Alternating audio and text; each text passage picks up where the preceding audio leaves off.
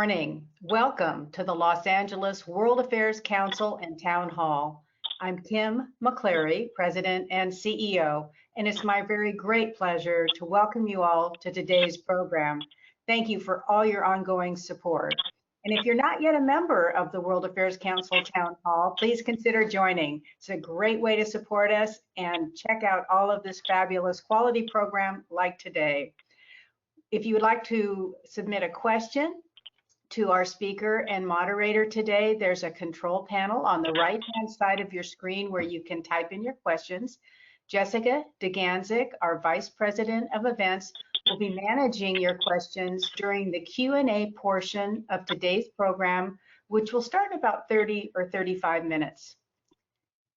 Thank you all so very much for joining us for today's conversation with Mark Baxter Lambert, Deputy Assistant Secretary for Japan and Korea at the United States State Department Bureau of East Asia and Pacific Affairs.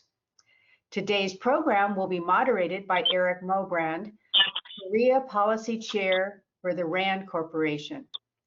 We would also like to thank the Korea Foundation for supporting today's program. The Korea Foundation is a nonprofit public diplomacy organization established in 1991 to promote better understanding of Korea and strengthen friendships in the international community. We've truly appreciated their support on this and other programs we've hosted looking at U.S.-Korea relations. Now, Erik, I think it's time for me to turn this wonderful program over to you. I know you both have a lot to talk about. Thank you for joining us.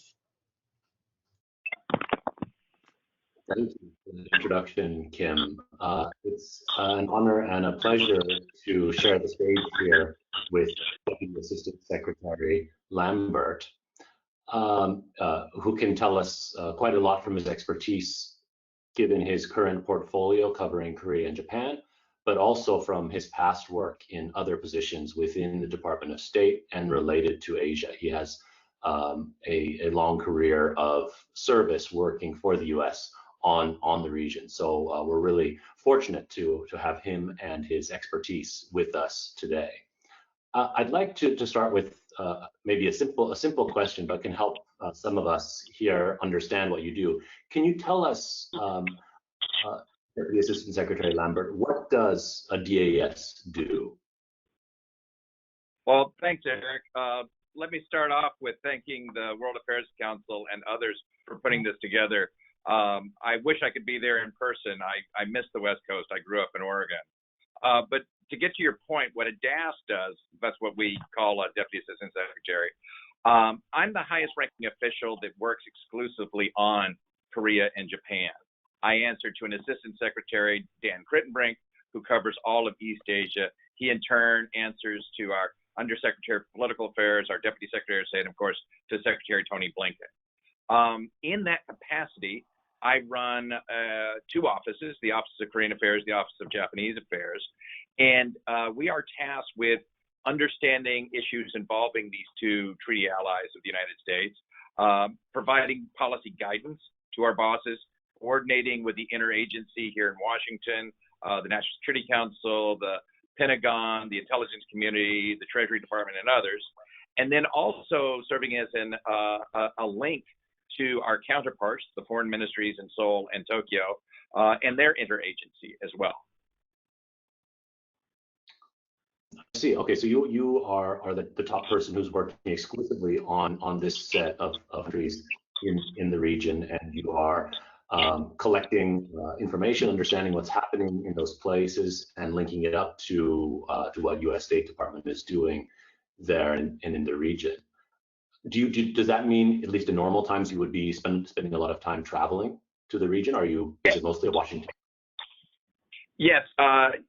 Generally, what I try to do is be in Japan and Korea every couple of months. Usually, I was just in Seoul 3 weeks ago last.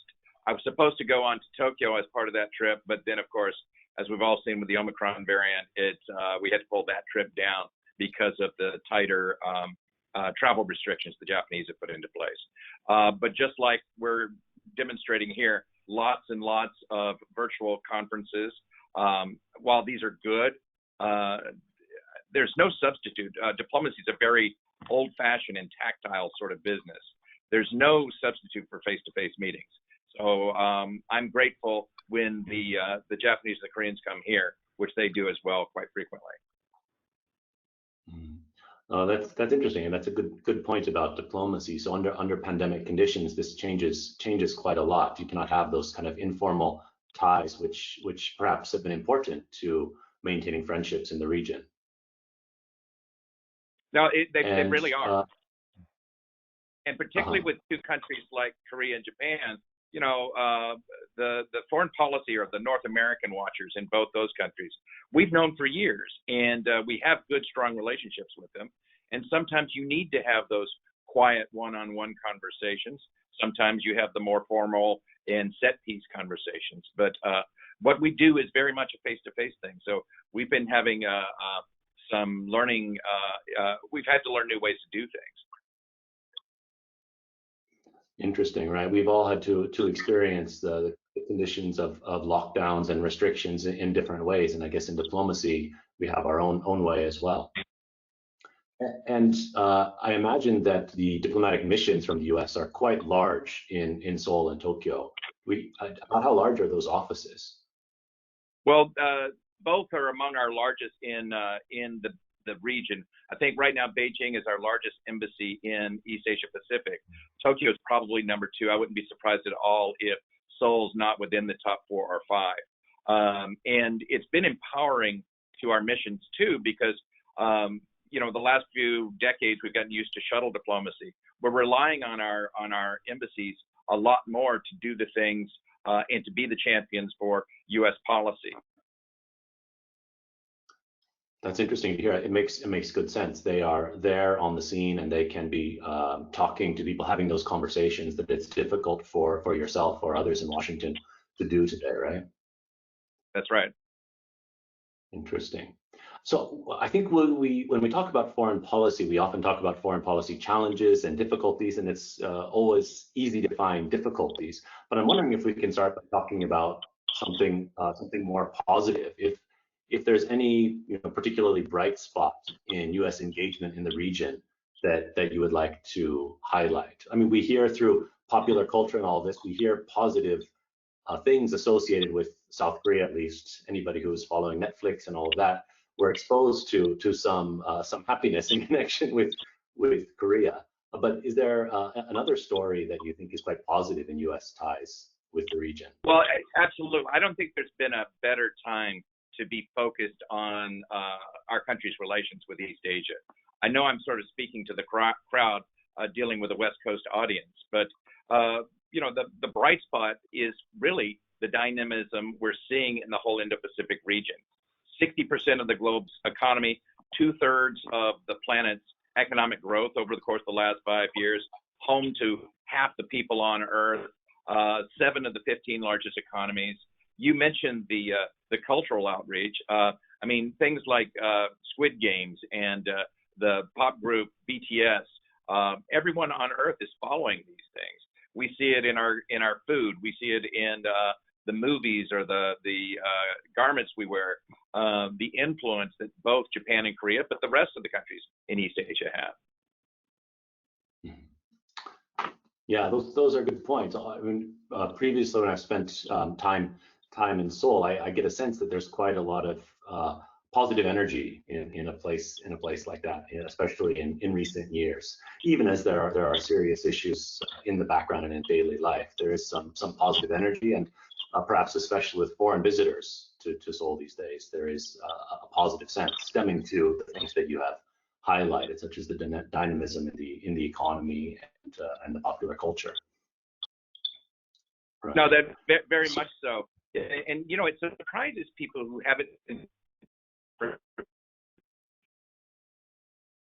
he is and how plugged in an IT frame Korea is. But actually going there and being part of that is incredible. It is such a vibrant city and country now. And of course, Japan always has been. You go to Ginza and you You see the light up displays everywhere, and in both countries, I think there's a new confidence.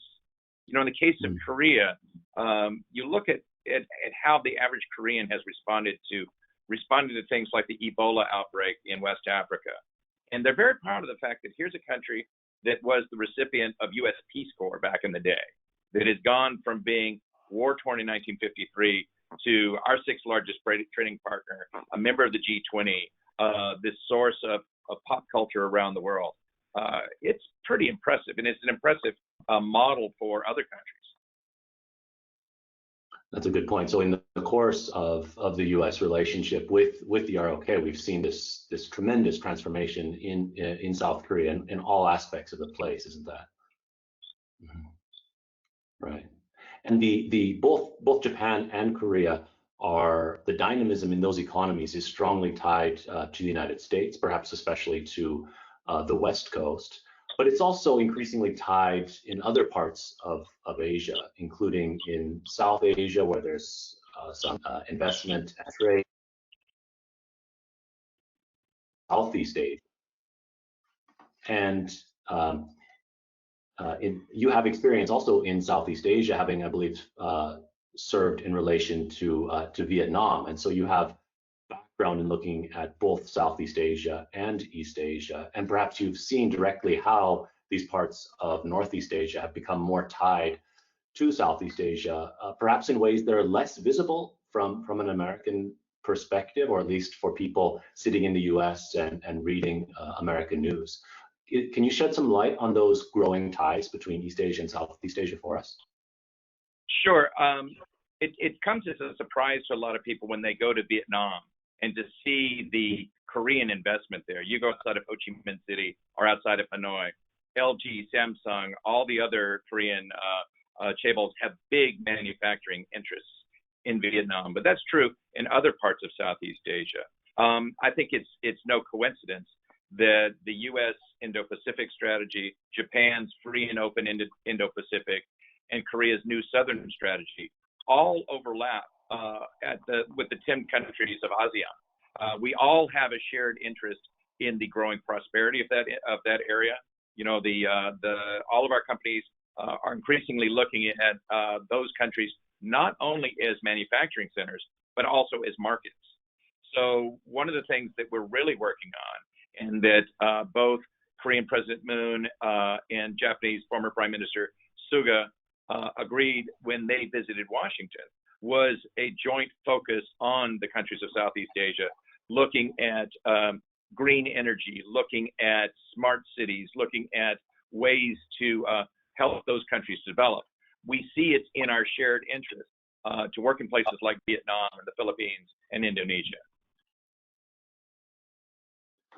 That's fascinating. And this is sounds like a very big change from maybe 15, 20 years ago. So if there is cooperation on some of these issues that you mentioned, such as green energy or smart cities, can you tell us more? How would a kind of division of labor between Japan, Korea, US, and these host countries such as the Philippines or Vietnam or other Southeast Asian countries, how would that division of labor look? What is each partner here providing?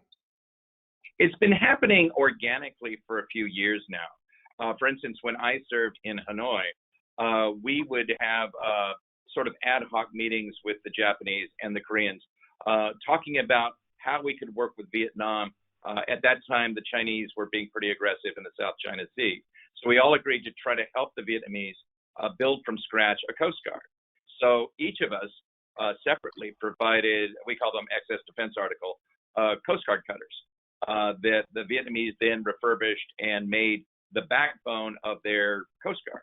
That was because we saw that the free flow of commerce through the South China Sea was important to both Korea and Japan's manufacturing center, but also, of course, it's been a long-standing principle of the United States.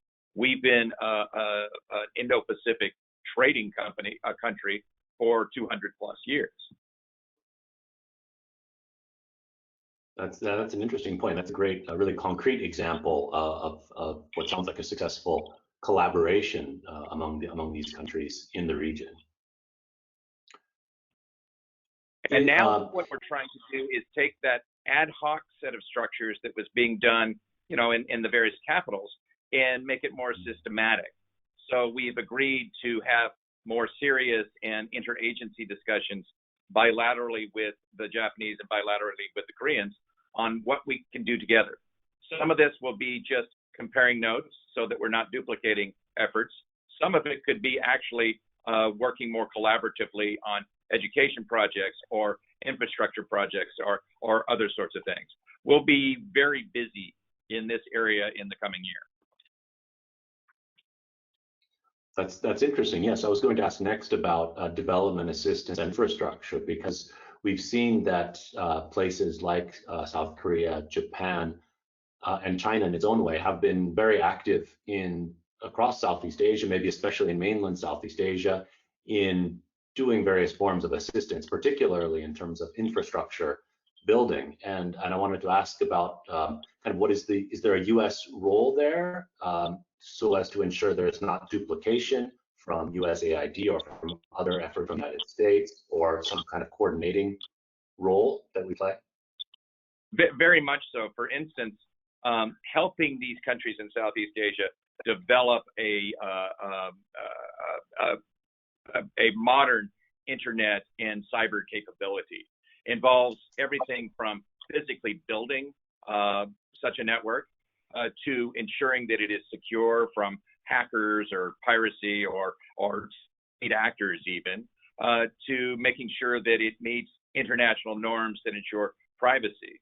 One of the things we're trying to do globally here at state and in other parts of the government is making sure that the next generation of standards for things like 6G support openness and transparency and a respect for individual privacy.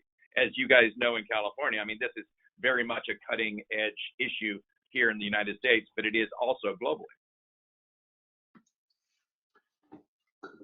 So when we hear about technology and improving internet connectivity, one could see this from more of a technological or entrepreneurial or business perspective. You're sitting within the State Department, and so there is a diplomatic angle to this. Could you elaborate a little bit more on kind of the diplomatic purpose of this sort of engagement? Sure. So it's no secret that there are competing views on how the next generation of these types of technologies should be used and what types of standards we collectively in the international community should abide by. There are those who would like a more state-focused, authoritarian, let's filter everything through capitals, and there are those who would like to have much more of an open, free flow of communication. We tend to be on the latter side of things. I think the Japanese and the Koreans are as well. A number of other of the more developed countries fall into that. But what we're trying to do in places like in Geneva at the International Telecommunications Union, or in UN bodies, or in regional bodies like in ASEAN, is advocate for an openness, advocate for a transparency in how we're going to process information for the next 50 years is done. And it is one of the most fascinating things to work on. And it will necessitate our working with industry, our working with other governments, our working with experts who are technical in nature, and our working with other diplomats.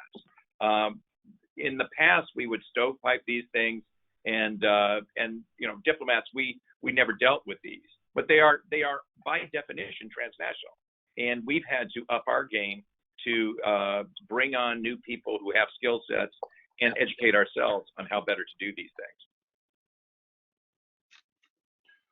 Right. Well, that really does kind of involve a shift in the notion of what diplomacy involves. I would imagine that 20 or 30 years ago it would have been far off to imagine that communication technologies would have been an important part of what happens with diplomacy. But as the technology changes and the nature of competition changes, I guess this sort of shift makes sense as well. Well, very, very much so. I can remember, for instance, when I joined the State Department, working on things like human rights was still kind of a novel thing. And of course, that's become very mainstream in what we do. But in a similar fashion, medical diplomacy. Look at what our country has done with HIV/AIDS in Africa and parts of Latin America and Southeast Asia. I mean, PEPFAR is one of the most successful and bipartisan supported initiatives we undertake. And it is all medical diplomacy at the core. In a similar fashion, working with climate change and working on standards for science and technology. These are things that have diplomatic components. And if we're going to come up with a way as a species to handle them, we need to mainstream them in diplomatic channels. Right, that's an excellent point. Many people though may think that, well, look, the internet, when I get connected to the internet, I suddenly have access to so much more information. And so simply getting connectivity is going to be good for the kinds of things that we would hope to see in other parts of the world. It would give people living under more repressive regimes access to information, opportunities to form communities, and so on. But it sounds like what you're saying is that that's not necessarily the case. Well, of course, I mean, there are regimes around the world. I used to work on DPRK issues quite closely. Of course, that's probably the most extreme of a completely closed off internet system. But I served as human rights officer in China as the internet was starting to take off, and watching how Chinese authorities were wrestling with, on the one hand, recognizing the need to have access to good scientific and business information, but on the other hand, wanting to control their citizens' access to what they viewed as dangerous political information. Countries are all wrestling with this. I mean, we all wrestle with what's appropriate for children to be able to access, of course. But there's a range of views on how this should be done. But generally speaking, I think there are camps that would like to promote openness and transparency, and those who would like much tighter control. So you've described cooperation with allies in Northeast Asia on these sorts of issues. Is there a role for the private sector, either in the United States or in the region, on issues such as standards and communication technologies? Oh, very, very much so. Look, I'm a liberal arts major. I can guess what some of these things are going to be doing, or where American industry or Korean or Japanese industry may be going, but we need to be involved with our companies in closer ways. I'll give you an example. Supply chain resilience is certainly a hot topic. Semiconductors being a huge example of that. There's a desire, I think, increasingly among countries worldwide to ensure we have access to the raw materials that go into the next generation of semiconductors. But in order to work on this issue intelligently, we have to talk to the Intels and to the Samsungs and the SK Hynixes and the others who actually make semiconductors and have some sense of where they see themselves going in 5 years and 10 years. And then what can we in government do to facilitate maybe things like joint R&D or stockpiles of key chemicals or minerals to ensure that we collectively, while our companies compete with each other, still have an ability to function effectively. Those are excellent examples of roles that government can play. You mentioned research and development and in stockpiling scarce materials, but you're also saying that these are activities that have a collective benefit, not simply for a single firm or firms from a single country, but for firms in multiple countries. Absolutely. You look at the key areas that we see in the Indo-Pacific, and California's again on the cutting edge of this. What are we going to do about semiconductors?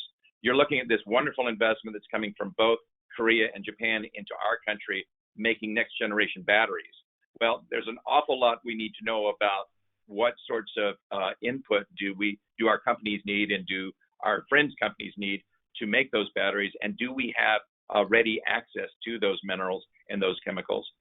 We've lived through COVID, where we're seeing the supply chain problems we've had, not just with vaccines, but with some of the less glamorous things, that PPE and even the syringes, even the necessity to have effective cold chain storage.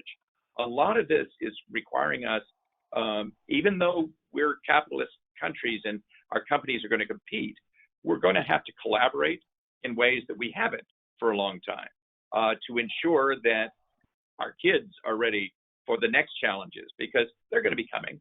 We've learned a lot, I think, through COVID, of the maybe to rethink things like just-in-time inventory. But it's going to require us to talk about economic security in a way I don't think we really have as Americans, probably since World War II. Well, that's a really clear account of how some public goods provision is really crucial to maintaining economic dynamism within the country and across the Pacific. Maybe we can follow up a little bit more on this supply chain issue. I think there's also a growing sense that supply chains should shift, that for the past 3 decades or so, there's been a strong reliance on manufacturing centered in China or based in China. And now there's a kind of push to diversify. Is that really possible? China is simply so big, even compared to Southeast Asia. What do you think about the prospects for diversifying supply chains? I think we've all come to realize that we do have to diversify. Now, look, China is our country's top trading partner. It's Japan's top trading partner. It's Korea's top trading partner. No one is saying that we want to, shed our trade relationships with China. They serve our consumers well. I would argue that they've allowed China to become the prosperous country it has become. But we've also seen that over-reliance on any single source is unwise. We saw it, remember when COVID really hit India, and we recognized just how much of the world's vaccine production was dependent on India.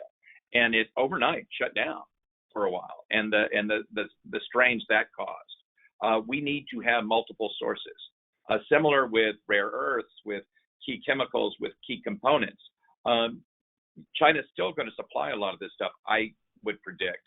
But let's look at other places so that none of us are subject to anything that may happen with a single source.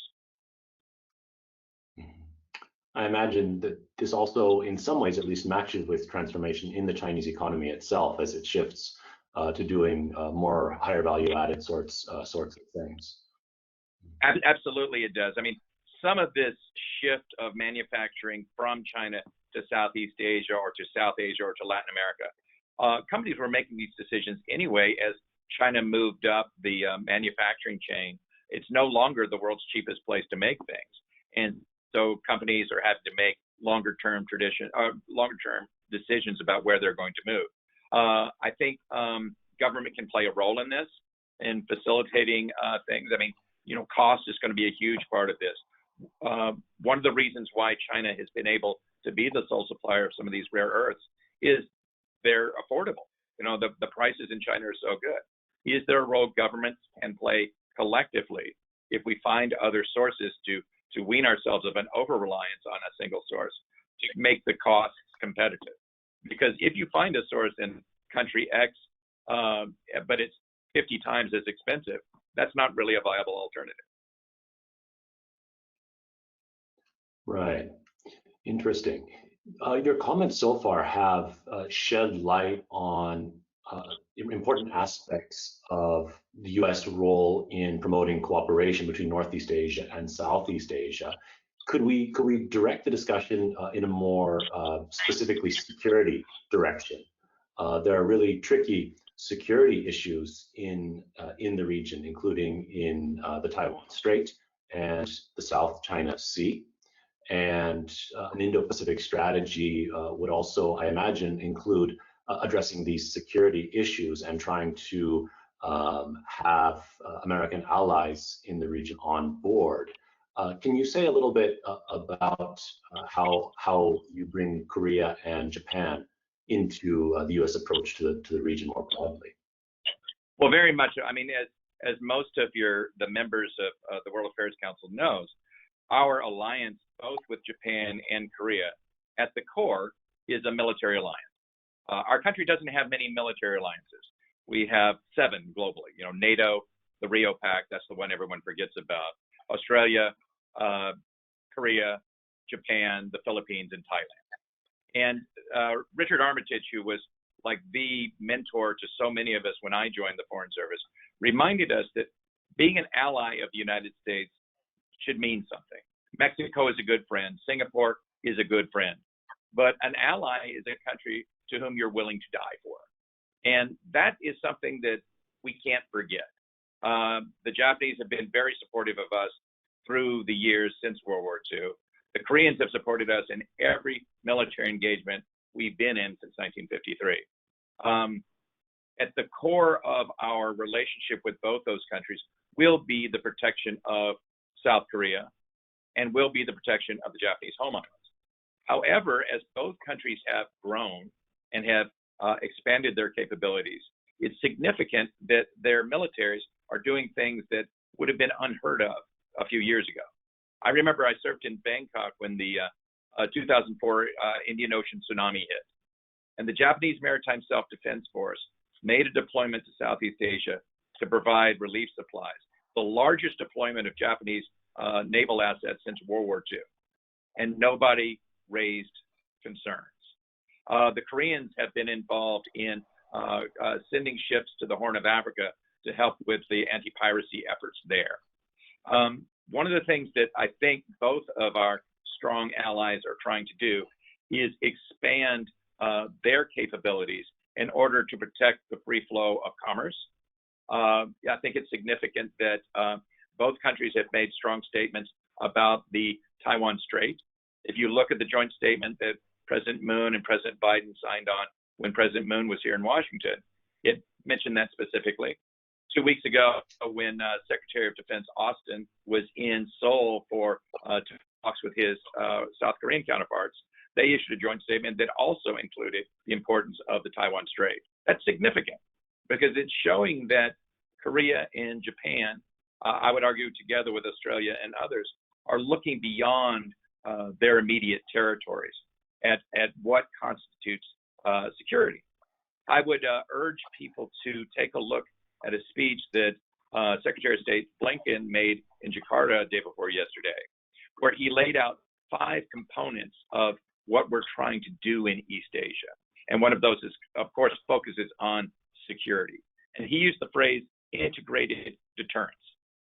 We need to work in new ways with our allies and with our partners to make us all more secure. The world was a very unusual place after World War II when everyone was pretty much devastated except for the United States. We were able to do things, and we didn't really have to take that much into account with what other countries felt. The world's very different. We remain the world's most powerful country, but I think the days of the United States going alone are probably behind us. We need to work more closely with our allies, and that's one of the most important strengths our country has. You know, if you look at this network that has been husbanded since World War II, it's unique. It's such an important factor in our thinking that's going to maintain our country's prosperity and security in the years to come. Well, thanks. Yeah, those are some excellent points, and thanks for pointing us to Secretary Blinken's comments in Jakarta the other day.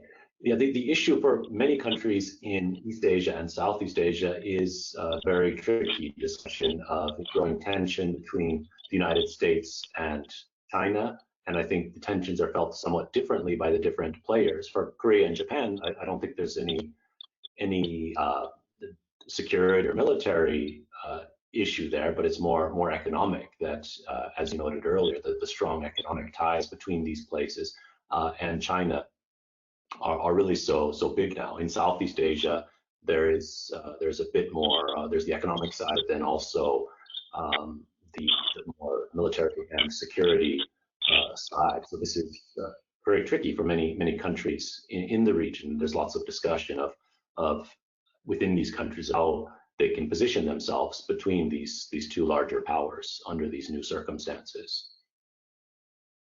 You're exactly right. But all the countries, including our closest allies, have been very clear they do not want to see another Cold War between the United States and Beijing. Look, Secretary Blinken has made very clear that our relationship with China is going to be competitive when it should be, collaborative when we can make it so, but adversarial when it must be. The common denominator in all three of those approaches is the need to work with our allies. And it just comes back to that. Look, you look at this more aggressive foreign policy that Beijing has undertaken.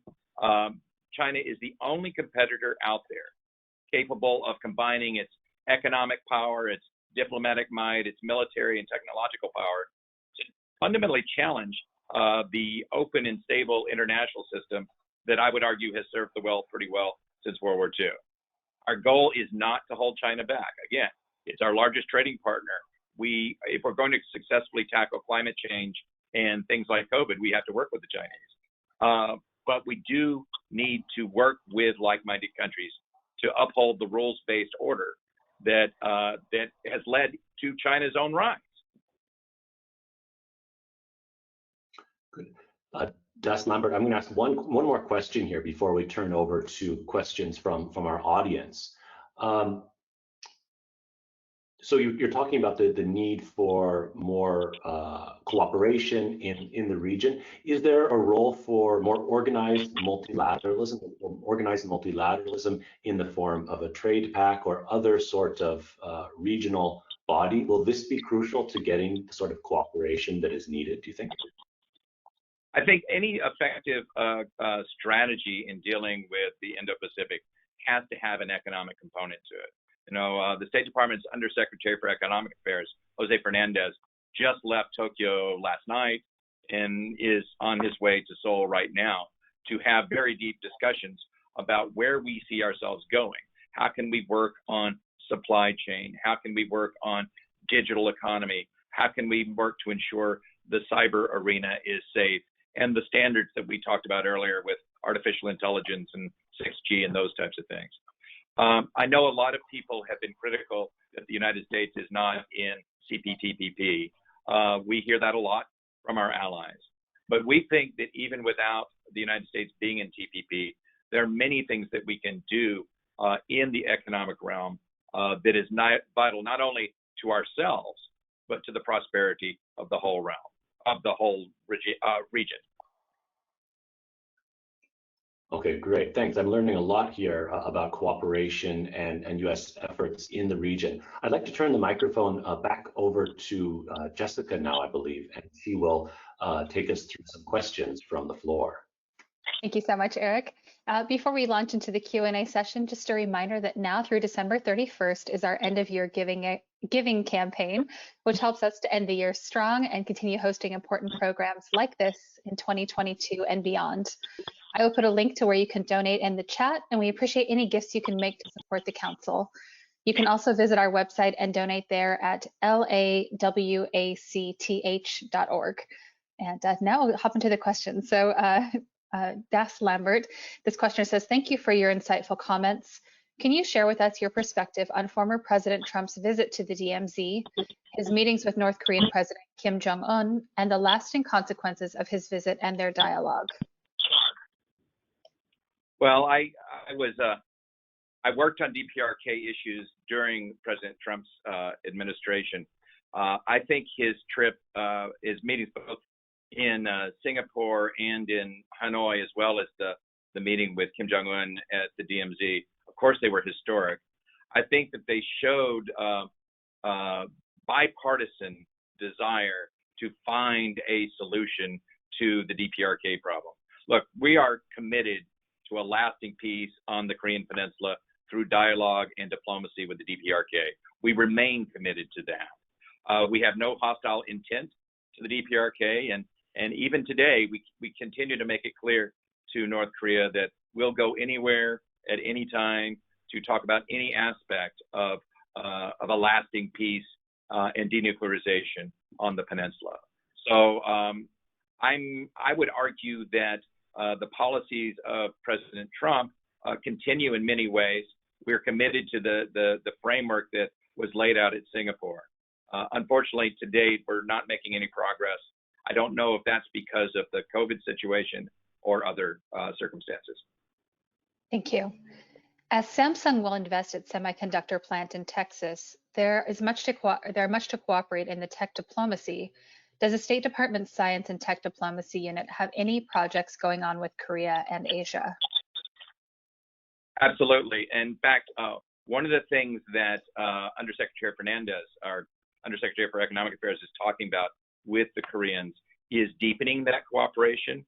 We have a science and technology agreement with the Republic of Korea that we're hoping to have updated.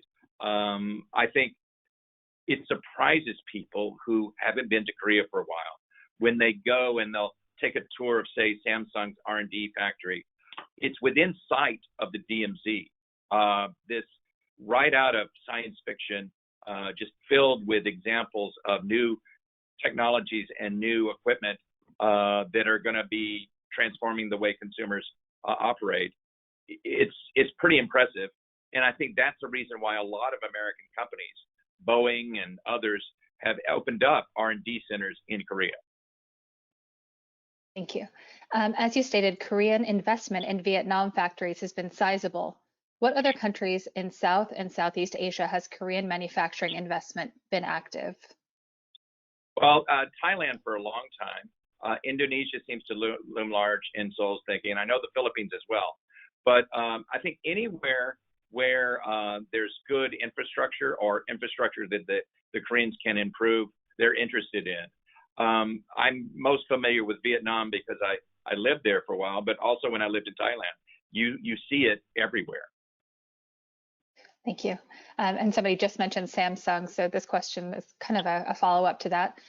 Both North and South Korea have powerful family dynasties. Of course, Kim Jong-un is the third in his family's dynasty, while some of the major Korean companies are seeing the third generation now heading them. How does this impact how the U.S. State Department interacts with these major regional power players while you're dealing not only with ruling and corporate dynamics, but family dynamics? Well, I mean, books have been written about the family dynamics of the Kim family in North Korea. It is a challenge, and I would leave that to our Kremlinologists who study those things closely. The family dynamics in South Korea are fascinating to follow too. You know, it surprises Americans to see just how important those high school links, where you went to high school, is among certainly with older South Koreans. But yeah, it is something you need to be aware of, just like you need to be aware of unique cultural aspects in any country you're working with. Thank you. Can you give us an update on how President Moon of South Korea is doing now on reunification with the North? Well, I mean, you recall that when he came into office, it was he made a priority of trying to make progress with the DPRK. He used South Korea's hosting of the Winter Olympics as a platform to invite Kim Jong-un's sister to Korea. He was instrumental in trying to bring then President Trump to meet with Kim Jong-un.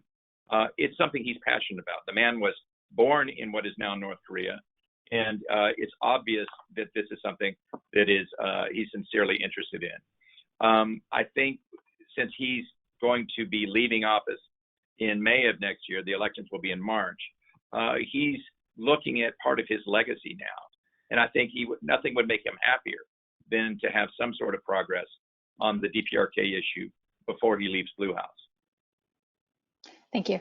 If I can just slip in a question, because you mentioned that that Olympic opportunity was a way to engage, and now we're seeing in the United States that there's a plan to not allow diplomats to go to the Chinese Games. What are your thoughts on that?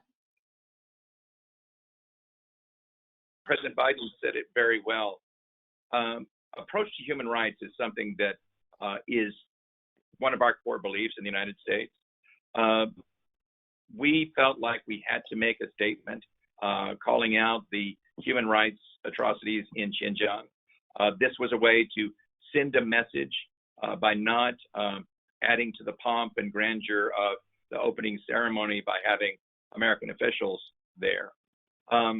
As far as using the Olympics for a platform to bring the North Koreans to the table. I think there's one complicating factor in that because the DPRK did not send athletes to the Tokyo Summer Games, the IOC decided that they could not be invited to the Beijing Winter Games. So it's sort of a moot question. The North Koreans weren't going to be able to be in Beijing anyway. Thank you. The U.S. currently has no ambassadors in South Korea, Japan, Vietnam, and other East Asian nations. What are the implications of these vacancies in those nations and on the region? I'm close friends with the gentleman who's waiting to be our next ambassador to Hanoi, and I've spent a lot of time with the gentleman who's been named by the president to be our next ambassador to Japan. Not having an ambassador in key posts does hamstring us. You know, the Chinese have their ambassadors in these capitals, and they are very busy. We have very capable men and women serving as charge d'affaires in the absence of an ambassador, but there's no substitute for having the president's personal representative in a capital. I hope that the Senate will move these forward, but I'm certainly no expert on where those things stand. Yeah, I know that your boss, Daniel Kritenbrink, also took a long time to get confirmed. So I'm glad that finally moved forward. Is inflation? And I felt so sorry for Dan during that period. That was difficult on him. I know it was. Yeah, it went on a long time. Is inflation also hitting Japan and Korea, and how are they responding to it? When so much of our relationship with them is also based on trade and economics, how does that impact diplomatic relations? Jessica, I asked that question 2 weeks ago when I was in Seoul. It looks like the biggest issue in the presidential campaign thus far is just the incredibly expensive real estate market in Seoul. Young people can't afford to pay rent. They certainly can't. Many of them can't afford to buy a place. I don't know the extent to how other prices, inflation on other prices, has affected things. It is something we're trying to get a bead on. Thank you. How have our military exercises with Japan and Korea been impacted because of COVID? It's been very frustrating because obviously the safety of our troops has to be taken into account. So in both countries, they were scaled back dramatically. You can't do field exercises that has service members, you know, in the elements, very close to each other for extended periods of time, and not raise the risk of infection.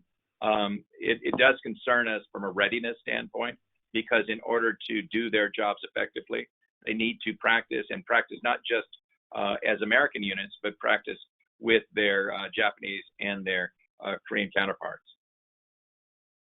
Thank you. This question is, how can the U.S. navigate the long South Korea and Japan tension in order to make such deterrence credible? Sorry, this is on integrative deterrence. No, that is a terrific challenge we're facing. Look, from our American standpoint, having our two closest allies in East Asia not cooperating as closely as they could makes us less secure, and we're very frank in that. I do think, though, that there are intelligent and hardworking men and women in Seoul and in Tokyo who do want to work on fixing things. There's a view that while the heartbreak and the terrible things that happened in the 20th century are never going to go away, that the challenges that we all share in the 21st century need to be attended to.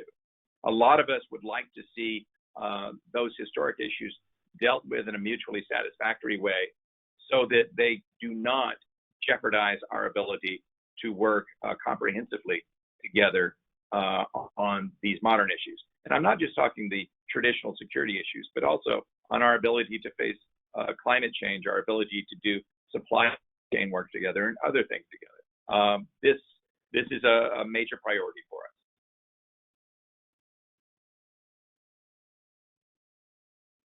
Sorry, I'm still on mute.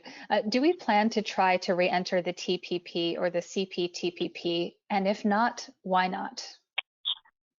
I would ask you to direct that question to the U.S. Trade Representative's office. I am unaware of any move on our trade team's part to push that forward, though. All right. Korean TV dramas are gaining popularity in the United States. Have you watched any Korean dramas recently? Yes, I'm very proud of the fact that I saw Squid Game before either of my college-age daughters did. I got a little bit of cred there, but it goes beyond that. You know, I remember. Do you remember Last Train to Busan when that came out? I have a weird quirk that I kind of like zombie movies. That's one of the better ones I've ever seen. The dramas and the wide range of movies that are coming out of Korea are just terrific. I see that Hollywood is not averse to copying them and putting American actors into things, but I would urge everyone watch the Korean ones too and contrast them with the Hollywood version. Very nice. How will foreign relations suffer when our Congress, the United States Congress, fights among itself, its members, and votes along party lines? Well, I mean, it would be inappropriate for me in the executive branch, and not to mention dangerous, to say anything critical of the legislative branch. But what I would say is that one thing that has characterized our East Asia policy for decades is how bipartisan it is. You know, we've lost the John McCains, the Daniel Inouye's, a lot of the giants of the past who lived that from their military experience. We need to develop more and more members of Congress who see what's at stake in East Asia.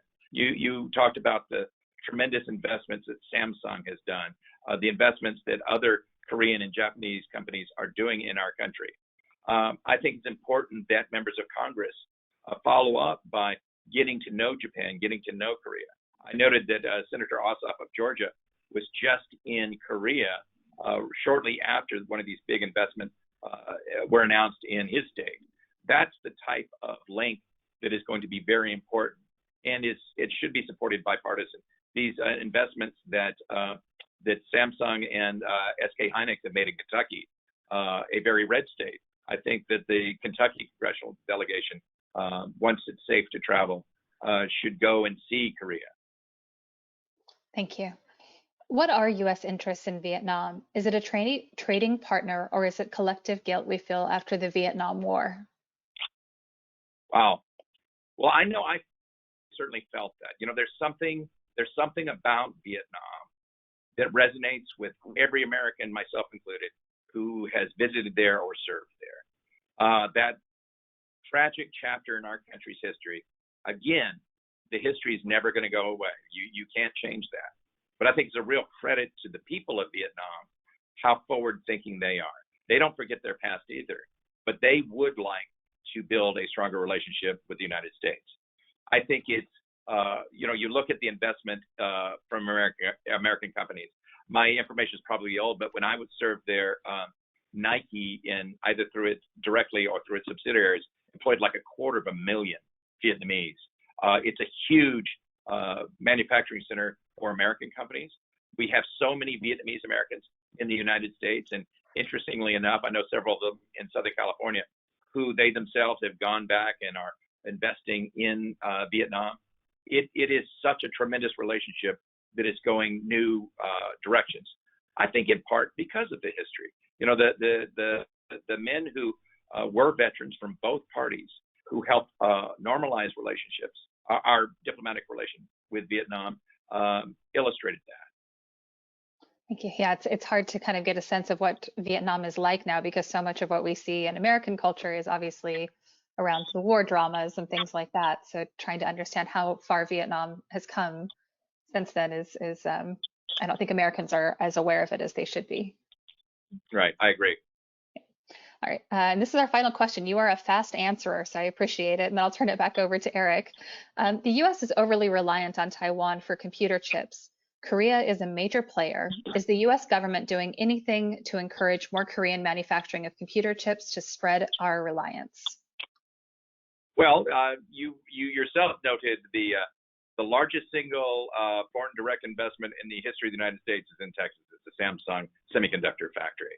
Semiconductors are an unusual commodity because while every country uses semiconductors, it's really only 4 economies that make them. We do, the Japanese do, the Koreans do, and the Taiwans do.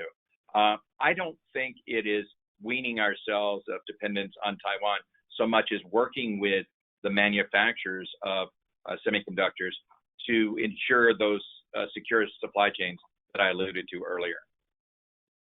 Well, thank you so much. We at the council really appreciate our relationship with the State Department and your ability to bring experts out here or online to talk about important issues happening around the world. So I really appreciate it.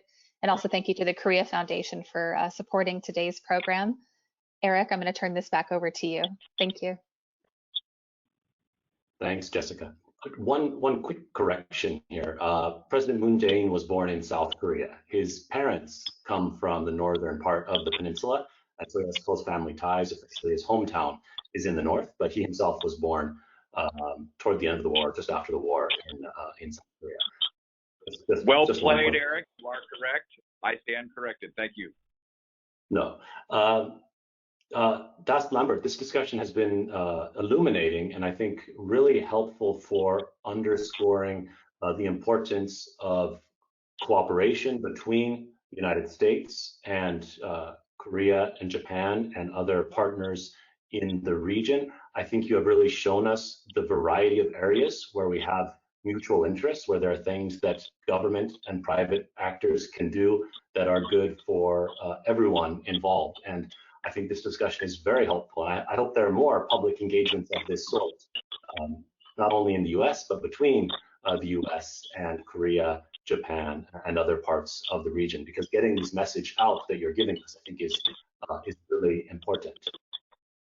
Well, thank you for giving me the opportunity. And again, I appreciate your patience with the technology. Nothing would have made me happier than to see you face to face in LA. Hopefully we'll be in a place soon where we can do stuff like that.